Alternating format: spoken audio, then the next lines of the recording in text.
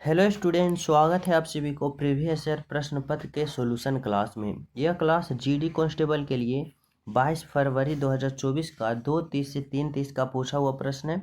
GD constable examination 2024 का, ठीक है। इस क्लास में आप सभी का मैथ का जो 20 प्रश्न पूछा गया था, सभी प्रश्न का सॉल्यूशन 5 to 7 सेकंड में आप सभी को कराया जाएगा और बिल्कुल ही स्टेप बाय स्टेप समझाया जाएगा। तो आप लोग को अगर फाइनल एग्जाम में नंबर अभी भी इंक्रीज करने का मौका है तो वह है ओनली वन प्रीवियस ईयर प्रश्नों का सॉल्यूशन कर डालो, ठीक है। और आप लोग जो न्यू हो हमारे इस चैनल से ज्वाइन हो जाना, ताकि प्रतिदिन जितने भी क्लास का शिफ्ट का सॉल्यूशन हो आप सभी के पास नोटिफिकेशन पहुंचता रहे, ठीक है। तो चलो शुरू करते हैं। पहला प्रश्न देखो मैथ का पहला प्रश्न क्या पूछा जा रहा था भाई, तो यहाँ पे समझना। मैथ का पहला प्रश्न यहाँ से पूछा गया कि 22 पुरुष 2 दिन में एक दीवार बना सकता है, उसी काम को आधे दिन में पूरा करने के लिए पुरुषों की आवश्यकता कितनी होगी। सिंपल तरीका से एमडीएच फार्मूला पे ये सोल्व होगा। कह रहा है 22 पुरुष 2 दिन में एक दीवार बनाता है। क्या कर रहा है भाई, तो 22 पुरुष जो है ना वह 2 दिन में एक दीवार को पूरा करता है। तो कह रहा है उसी काम को, यानी वही काम है जो कि आधे दिन में, यानी आधे दिन में 1/2 दिन में पुरुषों की आवश्यकता कितनी होगी, यानी कितने मेल यानी कितने पुरुष जो होगा वह काम को करेगा। सिंपल तरीका से क्या होगा, यहाँ पे हल करना है। अब देखो m बराबर क्या हो जाएगा भाई, तो ये देखो भाग में है, इधर जाके गुना होगा। 22 दूना का 44 और 44 दूना का 88, यानी कितने दिन में आवश्यकता होगा भाई, तो 88, यानी कितने मेल का, यानी कितने पुरुष का, तो यहाँ पे 88 पुरुष का आवश्यकता होगा। ऑप्शन नंबर यहाँ पे 3 जो है आपका राइट आंसर है, ठीक है। चलो अगला प्रश्न समझना 2 नंबर का। 2 नंबर का प्रश्न देखो क्या कर रहा है यदि एक वस्तु 20% की हानि पर बेची जाती है, ठीक है।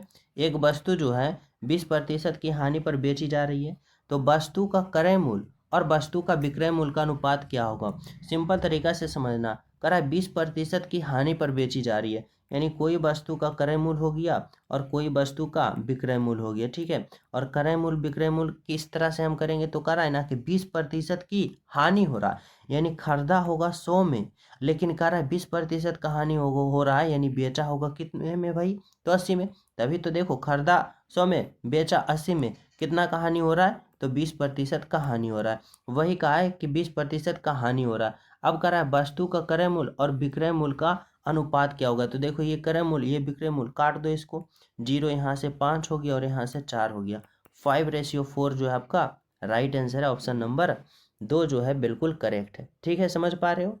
चले नेक्स्ट प्रश्न पे। तो देखो प्रश्न समझना क्या कर रहा है 110 लीटर के एक मिश्रण में पानी और दूध का अनुपात क्या है भाई, तो 4 और 7 है, ठीक है। कह रहा है पानी और दूध का अनुपात 8 और 7 करने के लिए मिश्रण में कितनी पानी मिलाना चाहिए। सिंपल तरीका से समझना। यहाँ पे हमें क्या करा है 110 लीटर टोटल मिश्रण है। अब इसमें से दूध और पानी और दूध का रेशियो इतना है। अगर हम यहाँ से पानी निकाल लेते हैं, क्या निकाल लेते हैं भाई, तो पानी। अब पानी निकालेंगे तो किस तरह से करेंगे, तो देखो टोटल यहाँ पे मिश्रण कितना है, तो टोटल मिश्रण 110 लीटर है। अब यहाँ पे टोटल मिश्रण की बात करें तो 7 और 4 11 लीटर है। हमें चाहिए यहाँ से पानी कितना है, तो पानी देखो 4 है, यानी पानी निकलेगा 4, यानी 11 दहें के दहोतल से, यानी पानी निकल गया कितना, तो 40 लीटर। यानी 110 लीटर में अनुपात कितना था, 4:7 का था, जिसमें से पानी 40 निकला। अब पानी 40 निकला तो मिल्क कितना होगा भाई, तो मिल्क होगा 110 और माइनस का 40, 110 माइनस का 40 होगा, यानी यहाँ पे कितना निकल जाएगा, तो यहाँ पे 70 लीटर क्या निकल गया, दूध निकल गया। अब कह रहा है कि पानी और दूध का अनुपात 8:7 करने के लिए मिश्रण में कितना पानी मिलाना चाहिए। अब कितना पानी जो है वह और मिलाएगा। मान लिया कि पानी x मिला रहा है, यानी 40 कितना पानी है, तो पानी 40 है। अब 40 में क्या कर रहा है, तो x मिला रहा है, 40 में x मिला रहा है। और दूध कितना है भाई, तो दूध तो 70 है, तो 70 ही रहेगा। अब नया रेशियो जो हो रहा है वह 8 और 7 का हो रहा है। अब यहाँ से आप लोग क्या करो, तो हल कर लो। देखो यहाँ से आप लोग कैलकुलेशन कर सकते हो ऐसे, 7 दहें का 70। अब देखो यहाँ पे क्या हो गया, तो 40 प्लस का x हो गया और बराबर 10 अठे का 80 हो गया। अगर हम x बराबर बात करते हैं तो 80 माइनस का 40 होगा बराबर 40, यानी क्या कर रहा है, कितना पानी मिलाएगा, तो 40 लीटर पानी मिलाएगा। यानी ऑप्शन नंबर क्या होगा? तो ऑप्शन नंबर यहाँ पे 3 होगा, जो कि क्या है, बिल्कुल बिल्कुल सही है। ठीक है, चले नेक्स्ट पे देखो। यहाँ पे समझना आप लोग 4 नंबर का प्रश्न क्या कर रहा है। 4 नंबर का प्रश्न कर रहा है, एक व्यापारी अपनी वस्तु का क्रय मूल्य से 50% अधिक अंकित करता है और वह 20% का छूट देता है, तो लाभ या हानि प्रतिशत क्या होगा बताना है। देखो क्या कर रहा है, एक वस्तु का मूल्य क्रय मूल्य से 50% अधिक अंकित करता है। यानी मान लो कि यहाँ पे अंकित मूल्य है और यहाँ पे क्या है भाई, क्रय मूल्य। अब कर रहा है ना कि क्रय मूल्य जो है क्रय मूल्य से 50% अधिक अंकित करता है। यानी क्रय मूल्य मानो 100 है तो अंकित मूल्य क्या करता है, 50% अधिक अंकित करता है, यानी 150 कर देता है। ठीक है, कह रहा है कि यदि 20% का छूट देता है। देखो यहाँ पे छूट दे रहा है। अब सभी विद्यार्थी को पता होगा कि छूट जो दिया जाता है ना, वह दिया जाता है किस पर, तो अंकित मूल्य पर दिया जाता है। अंकित मूल्य कितना है भाई, तो 150 है। अब 150 पे 20% का छूट दे रहा है, यानी 80/100 दे रहा है। अब 80/100 दे रहा है, यहाँ से क्या निकल जाएगा, तो यहाँ से क्या निकल जाएगा भाई, तो यहाँ से विक्रय मूल्य निकल जाएगा।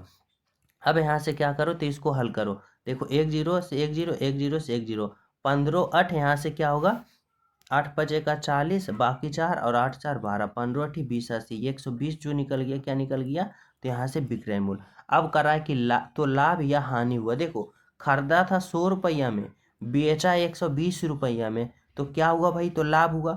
अब लाभ कितना का हुआ, 20 का हुआ। कितने पे हुआ, तो 100 पे हुआ। और प्रतिशत निकालना है, गुना का 100, यानी कितना प्रतिशत लाभ हुआ, तो 20% का लाभ हुआ। ऑप्शन नंबर 3 जो हुआ आपका यहाँ से बिल्कुल राइट आंसर है। ठीक है, समझ पा रहे हो? तो चले नेक्स्ट पे। और सभी विद्यार्थी क्लास को लाइक कर देना, जो न्यू हो ना चैनल सब्सक्राइब जरूर कर लेना, ताकि प्रतिदिन क्लास का अपडेट यानी हर शिफ्ट का सोल्यूशन का अपडेट आप सभी के पास पहुंच सके। ठीक है, यहाँ पे समझना अगला प्रश्न क्या कर रहा है, तो 5 नंबर का प्रश्न समझना क्या कर रहा है। 5 नंबर का जो प्रश्न है वह है बोर्ड मास पे, यानी बताना है इतना का प्रयोग, इतना का मान जो होगा वह क्या होगा। तो यहाँ पे हम क्या करते हैं, तो बोर्ड मास का प्रयोग करते हैं, पहले भाग फिर गुना फिर जोड़ और अंत में घटा। ठीक है, यहाँ पे आप लोग सिंपल तरीका से ऐसे सॉल्यूशन करना एग्जाम हॉल में। यहाँ पे देखो 45 100 है, तो 9 से भाग दोगे कितना आएगा, 9 5 का 45, डबल जीरो होगा। यानी यहाँ से क्या हो गया, प्लस, यहाँ पे 500 हो गया, फिर प्लस का। अब देखो भाग हो गया तो गुना करोगे, यानी 18 दूना का 36 और डबल जीरो, फिर माइनस, फिर यहाँ पे गुना करोगे, यहाँ पे 0 7 और 7 तिया का 21। अब इसको जोड़ोगे, इसको घटा दोगे, तो सिंपल तरीका से देखो यहाँ पे क्या होगा, तो 3600 और 500 कितना आएगा, तो 4100, और 4100 में 2170 को घटाओगे तो कितना आएगा, तो 1930 आएगा। यानी राइट आंसर क्या है, तो ऑप्शन नंबर आपका ए निकल के आया, बिल्कुल बिल्कुल सही और आपका राइट आंसर। ठीक है, तो चले हम सब नेक्स्ट प्रश्न पे। तो देखो यहाँ पे समझना आप लोग 6 नंबर का प्रश्न क्या करा है, यदि P का 35% Q के 60% के बराबर है, तो P का Z/3%, तो Z का मान क्या होगा। सिंपल तरीका से देखो क्या करा है, P का 35% जो है, Q का 60% है। ठीक है, अब इसको काटो, देखो 5 से काटोगे 5 से कटेगा, 5 7 35, अब 5 से काटोगे 12 5 का 60, यानी P/Q बराबर क्या हो जाएगा भाई, तो 12/7, यानी P और Q का मान यहाँ से निकल गया। अब हमें क्या कर रहा है, यहाँ पे समझना, यहाँ पे कर रहा है P का Z/3% है। Q जो है ना, P का Z/3% है, यानी Q का मान 7 है तो 7, और Q जो है P कितना है भाई, तो 12 का Z हमें दिया गया, Z/3% है, प्रतिशत है तो गुना का 100। ठीक है, अब हमें क्या करना है, तो यहाँ से Z का मान निकाल लेना है। सिंपल तरीका से देखो यहाँ पे कैसे कर सकते हो, तो यहाँ पे देखो कितना हो गया भाई, तो यहाँ पे हो गया, यहाँ पे ये 300 हो गया, इधर जाएगा तो 7 तिया का 21 हो जाएगा, यानी 2100 हो गया, और यहाँ पे हो गया 12, और यहाँ पे हो गया Z। ठीक है, अब अगर इसको काटोगे तो कितना मरतम काटोगे, तो देखो यहाँ पे अगर हम Z बराबर बात करें, तो Z बराबर कितना आ गया, 2100, और बटा यहाँ पे 12। यहाँ से अगर इसको काटोगे तो 12 एकम का 12, वर्ष 84 और 12 पचे का 60, यानी कितना आया 175, जो कि क्या है, तो आपका राइट आंसर ऑप्शन नंबर क्या होगा, तो ऑप्शन नंबर यहाँ से 3 होगा। बिल्कुल सही, बिल्कुल सत्य, आपका राइट आंसर। ठीक है, तो चलिए नेक्स्ट प्रश्न पे। तो देखो अगला प्रश्न आप लोग समझना क्या कर रहा है। 7 नंबर का प्रश्न समझना क्या कर रहा है। 7 नंबर का प्रश्न देखो, यहाँ पे आप लोग का यहाँ पे सरलीकरण करना है, यानी मान निकालना है। कह रहा है इतना का मान जो होगा क्या होगा। सिंपल तरीका से जहाँ जहाँ भाग है पहले भाग वाले को कर लेना है। ठीक है, देखो यहाँ पे क्या है, तो यहाँ पे 49 है, गुने का 4 है। अब देखो यहाँ पे भाग है तो बटा में कौन आ जाएगा भाई, तो बटा में कितना आ जाएगा 28 आ जाएगा। ठीक है, प्लस का यहाँ पे कितना है 56 है, भाग है तो बटा में 7 आ जाएगा। फिर गुना का 8 है, फिर देखो माइनस का कितना है 7, 8, 4 है, और भागा में कितना है भाई, तो 28, तो 28 नीचे आ जाएगा। प्लस का यहाँ पे 14 है और गुने का 2 है। अब क्या करो, तो इसको हल करो। सिंपल तरीका से जहाँ जो कट रहा है उसको काट दो।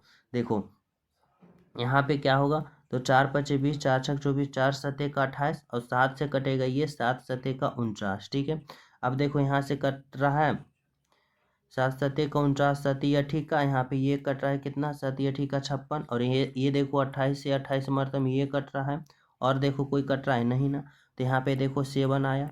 प्लस के यहाँ पे 8 गुने का 8 क्या होगा, अठी अठी का 64 होगा, माइनस के यहाँ पे क्या होगा 28 होगा, और प्लस का 14 दूना का 28 होगा। देखो प्लस का 28 माइनस का 28 क्या हो गया, कट गया, और 64 और 7 को जोड़ेंगे तो 7 4 11, और यहाँ पे 6 1 7, यानी कितना है 71। 71 देखो ऑप्शन नंबर ए में 3 में है, जो कि आपका क्या है, राइट आंसर है, बिल्कुल सही है। समझ पा रहे हो, option number 3 is the correct answer. तो चले नेक्स्ट प्रश्न पे। तो देखो यहाँ पे समझना आप लोग 8 नंबर का प्रश्न क्या कर रहा है। 8 नंबर का प्रश्न कर रहा है, एक कार अपने निर्धारित समय से 42 मिनट पहले चलना शुरू करता है, लेकिन 210 किलोमीटर दूरी अपने गंतव्य स्थान तक समय से पहले पहुंचने के लिए उसे अपने चाल को 10 किलोमीटर पर घंटा धीमी करनी पड़ती है। कार की सामान्य चाल कितना होगा बताना।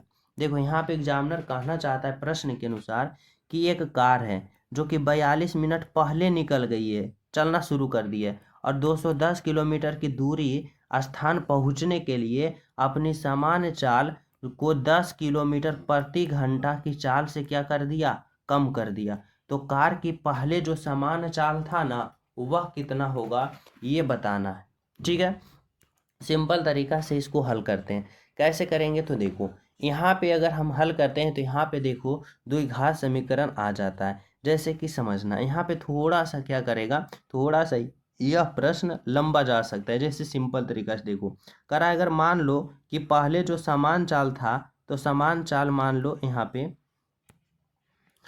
पे सिंपल तरीका से समझना। देखो अगर मैं मान लिया कि सामान्य चाल जो था, समान चाल जो पहले चलता था x था। ठीक है, अब करा है ना कि क्या करा है, 10 किलोमीटर पर घंटा की धीमी कर दिया, यानी अब कार की चाल जो हो गया, कार की चाल क्या हो गया, तो 10 किलोमीटर धीमी, यानी x था लेकिन 10 किलोमीटर क्या कर दिया, तो 10 किलोमीटर पर घंटा धीमी कर दिया। ठीक है, अब अगर हम बात करें कि यहाँ पे क्या कर रहा है, तो उसने 42 मिनट क्या करा है, पहले पहुंच गया, यानी यहाँ पे क्या कर रहा है 42 मिनट जो है ना वह पहले पहुंच गया है। और 42 मिनट को अगर हम घंटा में बदलते हैं तो 60 से भाग देंगे, यहाँ पे क्या आएगा 7 बटा का 10 है, यानी क्या हो गया, तो इतना घंटा क्या हो गया, तो पहले पहुंच गया, इतना घंटा क्या हो गया, तो पहले चलना शुरू कर दिया। ठीक है, इतना घंटा पहले चलना शुरू कर दिया।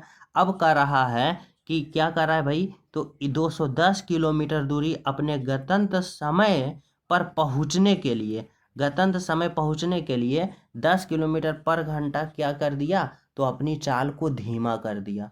ठीक है, अगर हम यहाँ पे समय बराबर निकालते हैं तो समय बराबर क्या होगा, तो देखो समय बराबर क्या होता है, दूरी। अब दूरी कितना दे रहा है, तो 210 किलोमीटर, समय बराबर दूरी बटा चाल। चाल कितना था, पुराना चाल कितना था, x था, अब x था, अब लेकिन क्या कर रहा है ना, तो दूरी 210 है, लेकिन उसका नया चाल क्या हो गया, तो x माइनस का 10 हो गया, यानी क्या किया, तो 10 किलोमीटर पर घंटा कम कर दिया, तो x माइनस का 10 हो गया। और टोटल समय कितना लग रहा है भाई, तो उसे समय लग रहा है 7/10 घंटा, यानी 7/10 घंटा। ठीक है, अब यहाँ से आप लोग हल कर लोगे। अगर यहाँ से आप लोग हल करते हो ना, तो द्विघात समीकरण आएगा, जिसमें से x का मान एगो पॉजिटिव में 60 आएगा और x का मान निगेटिव में एगो 50 आएगा। और निगेटिव तो समय हो चाल होगा नहीं, ठीक है, तो क्या होगा, पॉजिटिव होगा यानी प्लस होगा, तो 60 किलोमीटर पर घंटा होगा। ऑप्शन नंबर 2 होगा। 9 नंबर का प्रश्न समझना क्या करा उस समबाहु त्रिभुज की भुजा ज्ञात कीजिए जिसका क्षेत्रफल 16√3 सेंटीमीटर स्क्वायर है। अब देखो सिंपल तरीका से समझो कि समबाहु त्रिभुज का क्षेत्रफल कितना होता है भाई, तो √3/4 होता है, और गुने का क्या होता है, तो गुने का भुजा स्क्वायर होता है। √3/4 गुने का भुजा स्क्वायर। अगर हम √3 बात करते हैं, √3 और बटा का 4 होगा, और गुने का हमें तो भुजा निकालना है, यानी भुजा का क्या हो जाएगा भाई, तो भुजा का स्क्वायर, और बराबर क्षेत्रफल कितना दे रखा है, तो 16 और √3 दे रखा है। अगर यहाँ से हम काटना चाहें तो देखो √3 से √3 कट रहा है, और यहाँ पे क्या हो गया, तो भुजा का स्क्वायर हो गया। अब 16 गुने का 4, 16 चौका 64। अब ये स्क्वायर हटेगा तो इधर रूट अंडर आएगा, यानी क्या होगा, तो 88 का 64, यानी भुजा कितना आया, तो 8 सेंटीमीटर आया, यानी ऑप्शन नंबर ए होगा यहाँ से आपका राइट आंसर। बिल्कुल सही आंसर क्या होगा, option number A is the correct answer. समझ पा रहे हो यहाँ तक। चले नेक्स्ट प्रश्न पे, तो देखो यहाँ पे समझना आप लोग 10 नंबर का प्रश्न क्या करा इतना रुपया की धनराशि पर 2 वर्ष के लिए 12% की वार्षिक दर से चक्रवृद्धि ब्याज वार्षिक रूप से निवेश किया जाता है, तो उस धनराशि पर चक्रवार्षिक ब्याज क्या होगा, चक्रवृद्धि ब्याज क्या होगा। सिंपल तरीका से यहाँ में क्या निकालना करा है, तो CI निकालने के लिए करा है। क्या करा है भाई, प्रिंसिपल कितना है, तो प्रिंसिपल 15,000 है। अब यहाँ पे क्या करा है 2 बरस, समय क्या दे रखा है, t बराबर 2 बरस, और दर कितना दे रखा है, r बराबर यहाँ पे 12% दे रखा है। ठीक है, अब देखो यहाँ पे आप लोग ना सिंपल तरीका से फॉर्मूला लगा सकते हो चक्रवृद्धि ब्याज वाला। अगर शॉर्ट तरीका से सीखना चाहते हो तो हमारे साथ समझो। करा प्रिंसिपल 15,000 रुपये, क्या है प्रिंसिपल 15,000, यहाँ पे क्या आ गया प्रिंसिपल। अब यहाँ पे प्रिंसिपल कितना होता है, 100 होता है।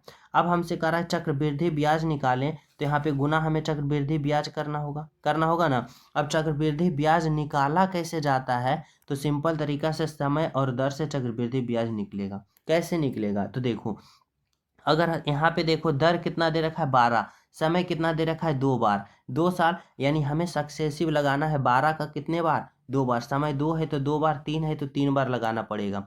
तो समय 2 बार है तो 2 बार, देखो 12 प्लस का 12 होगा, और प्लस का 12 गुने का 12 और बटा का 100 होगा। 12 गुने का कितना होता है 12 और बटा का 100 होगा। ठीक है, अब देखो 12 12 24 हुआ, प्लस का 12 गुने का 12 बर बढ़े का 44 से, और 2 जीरो है यानी 2 दशमलव के बाद जीरो लगेगा, यानी 24 और 1 25, और 25 दशमलव का क्या होगा 44 होगा। यानी यहाँ से हमें कितना आ गया, तो ब्याज आ गया 24 दशमलव का, सॉरी यहाँ पे कितना आ गया, तो यहाँ पे 25 आ गया, 25 और दशमलव का 44। ठीक है, अब यहाँ पे क्या करना है, तो इसको हल कर देना है। यहाँ से हमें क्या निकल जाएगा, तो चक्रवृद्धि ब्याज देखो यहाँ पे कितना है, तो यहाँ पे 15,000 है, और बटा का 100 प्रिंसिपल हो गया, और गुने का हमें चक्रवृद्धि ब्याज निकालना है, तो यहाँ पे ब्याज हमें कितना आ गया 25.44।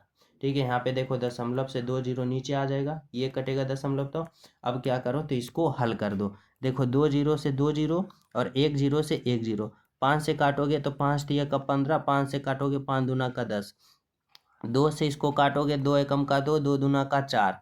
ठीक है, अब 2 सते का 14 और 2 दूना का 4, अब गुना कर दो। देखो 3 दूना का 6, 7 तिया 21 बाकी 2, और यहाँ पे 12 12 तिया 36, और 36 2 कितना होगा 38 होगा।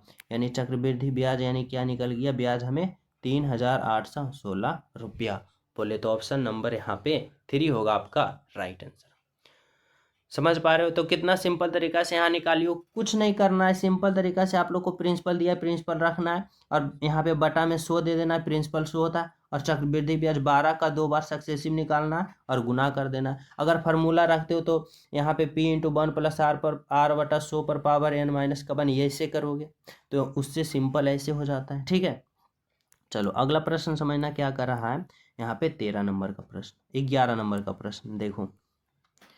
11 नंबर का प्रश्न यहाँ से आप सभी से पूछा जा रहा है कि इतना इतना इतना इतना को हल करना है। सिंपल तरीका से ऐसे प्रश्न जो दिया जाता है ना, आपका एग्जामिनर इसलिए सोच के देता है कि आप लोग थोड़ा सा टाइम इसमें ज़्यादा खपत करो, लेकिन टाइम खपत नहीं करना है, थोड़ा सा हमें कैलकुलेशन पे ध्यान देना है। देखो 12 गुने का 13 करना है, फिर 12 गुने का 11 करना है, 14 गुने का 15 करना है, और फिर 9 गुने का 13 करना है, और 19 गुने का 15 करना है, और सभी को जोड़ घटाव कर देना है। देखो यहाँ पे सिंपल तरीका से करेंगे।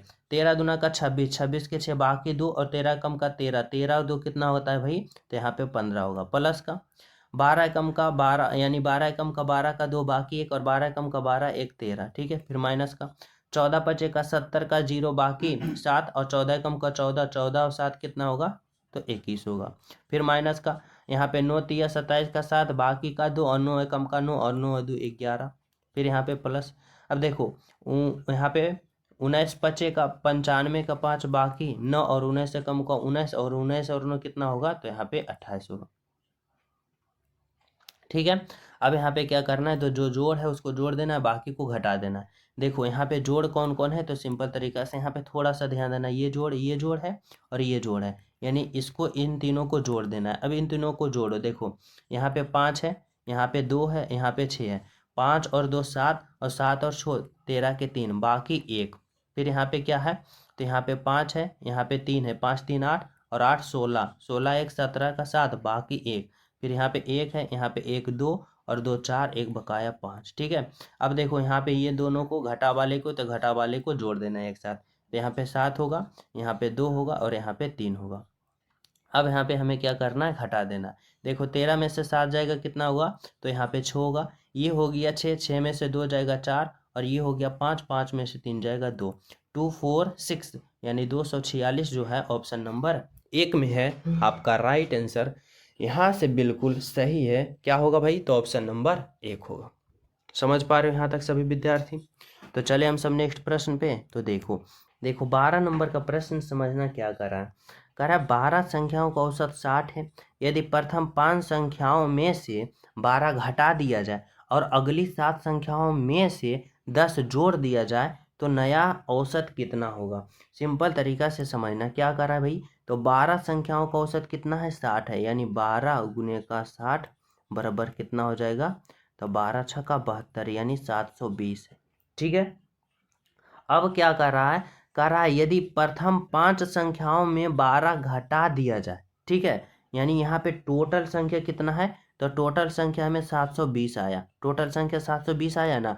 अब इस 720 में कह रहा है ना कि प्रथम 5 संख्याओं में 12 घटा दिया जाए, यानी क्या कर रहा है, घटाने के लिए। अब किसको कर रहा है, तो 5 संख्याओं में 12 को हमें घटाने के लिए कर रहा है, घटा दिया टोटल संख्या में। उसके बाद क्या कर रहा है, अगली 7 संख्याओं में 10 जोड़ दिया जाए, जोड़ने के लिए कर रहा है कितना, तो 7 संख्याओं में 10 को। अब ये क्या होगा, तो यहाँ से हमारा मान निकलेगा। अब देखो इसको हल करना है।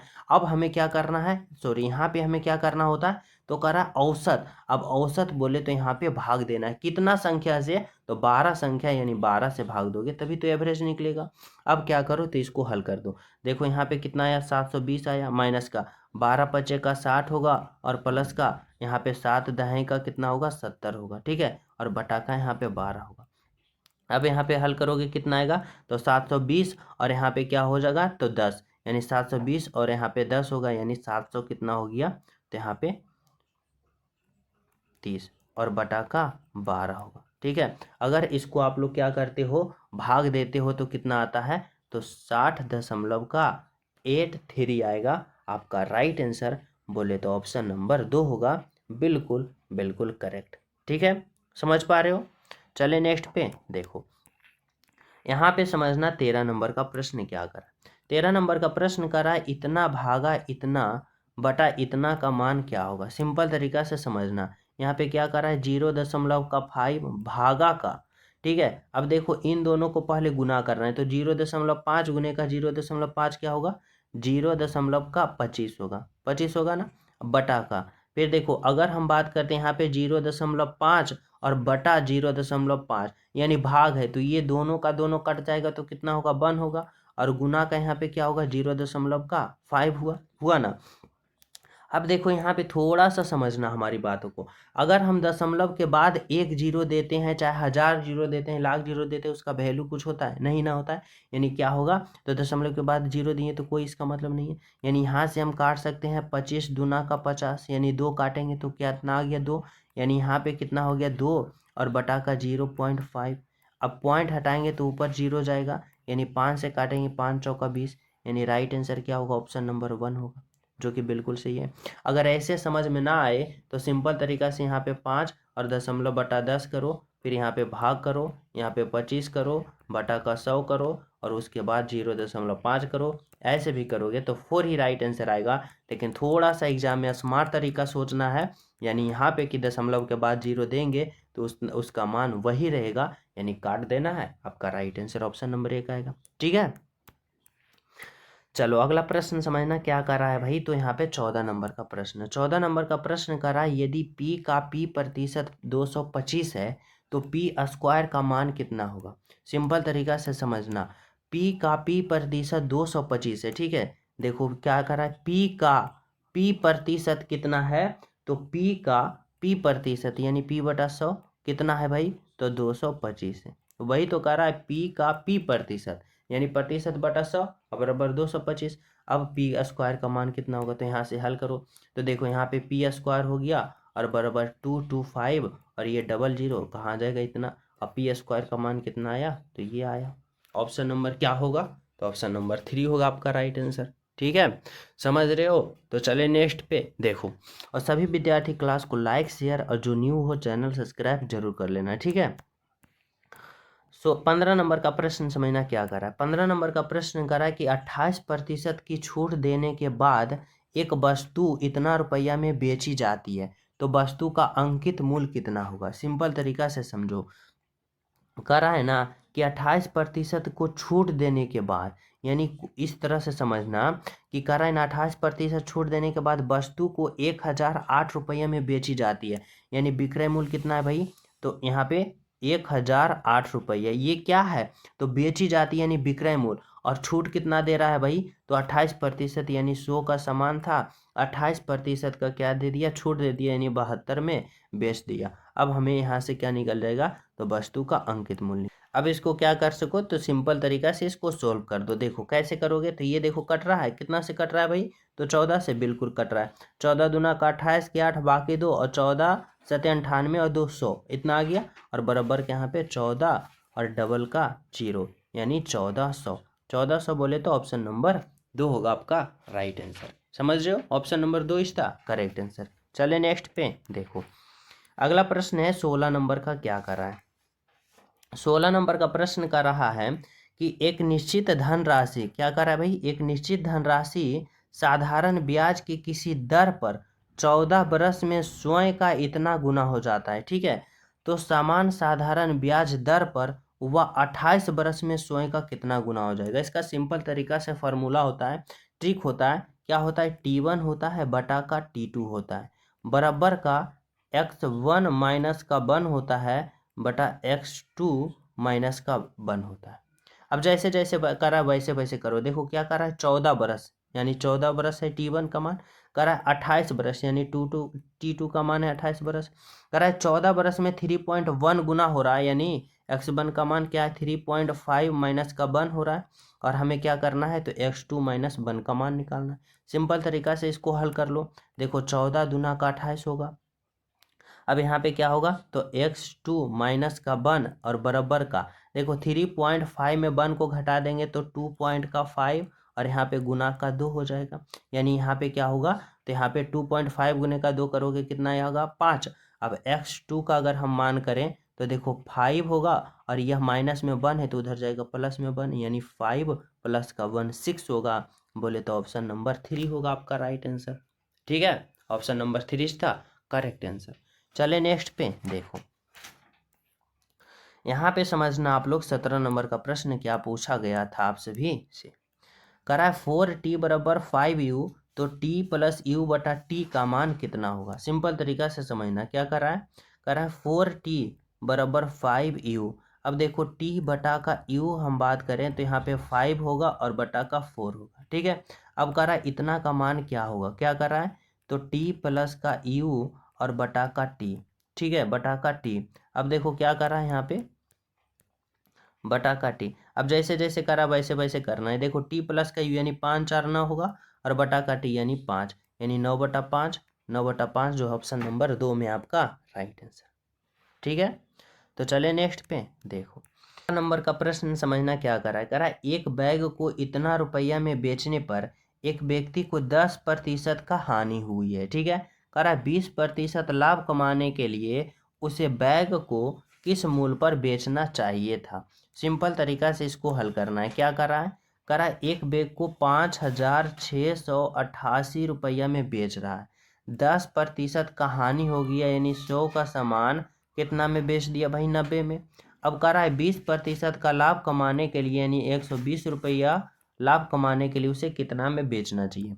सिंपल तरीका से हल करो। देखो 2 जीरो से 2 जीरो कट गया, यहाँ से काटोगे तो कितना मतलब कटेगा, तो 30 तिया का 90 और 30 चौका 20 से, ठीक है। अगर इसको 3 से काटते हो तो कटता है क्या, तो कटता है, 3 एकम का 3 होगा, 3 7 21, 3 या ठीक का 24 होगा, और यहाँ पे 3 8 24, 3 नमा का 27 होगा, और यहाँ पे 3 छक्का 18 होगा। अब गुना करो, 6 चक्का 24 के 4 होगा, बाकी 2, 9 चक्का 36, और यहाँ पे 36 और 2 कितना होगा, तो 38 का 8, और बाकी 3, और 8 चक्का 32, और 32 और 3 35 का 5, बाकी कितना होगा 3, और 4 एकम 4 और 3 7, यानी 7,584, 7,584 ऑप्शन नंबर 2 है आपका क्या राइट आंसर, बिल्कुल सही आंसर, ठीक है।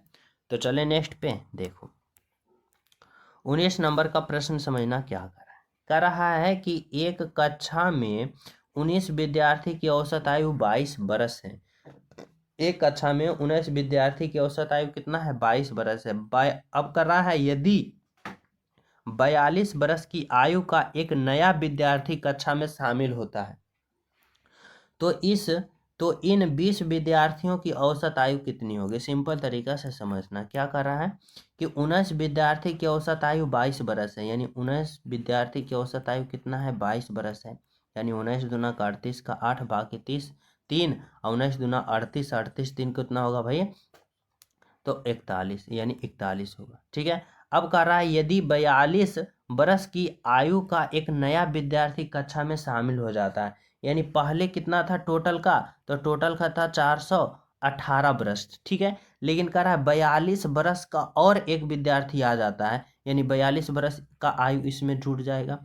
अब कह रहा है ना, तो इसमें तो कह रहा है कि इनमें 20 विद्यार्थी का औसत आयु कितना होगा, यानी पहले 19 था लेकिन एक और आ गया तो 20 विद्यार्थी हो गया। अब 20 विद्यार्थी का औसत यानी 20 से भाग दे देना।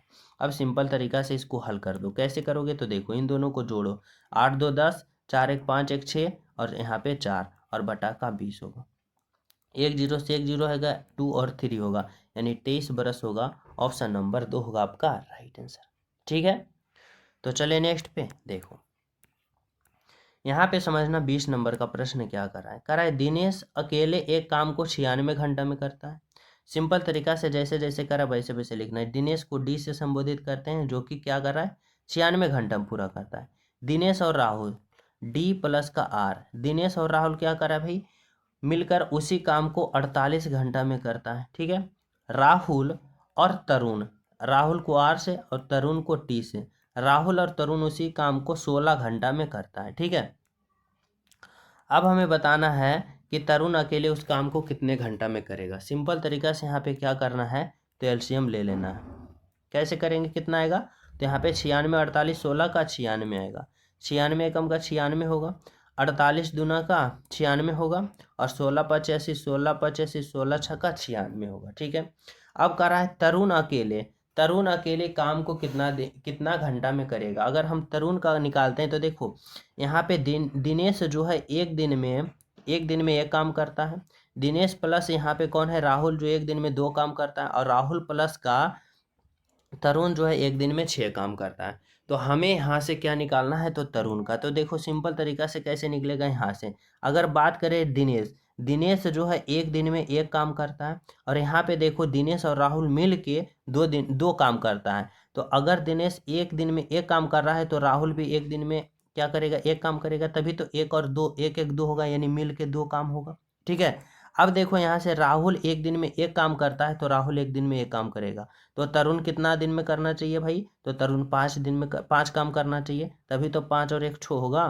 ठीक है, अब देखो क्या कर रहा है, टोटल काम कितना है, 96। अब पूछ रहा है तरुण अकेले एक दिन में 5 काम करता है, तो यहाँ पे इतना काम कितना दिन में करेगा। अब क्या होगा, तो यहाँ पे देखो भाग दोगे तो 96/5 यानी 19.2, यानी 19.2 होगा आपका क्या, तो राइट आंसर, बिल्कुल सही आंसर।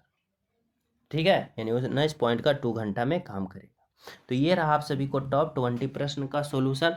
आप लोग प्यारा सा कमेंट जरूर करना इस क्लास के बारे में। जो न्यू हो चैनल सब्सक्राइब कर लेना, बेल आइकन प्रेस कर देना, क्लास को लाइक एंड शेयर जरूर करना। मिलते हैं आप सभी को अगले क्लास में, जब तक सभी को हमारे तरफ से जय हिंद।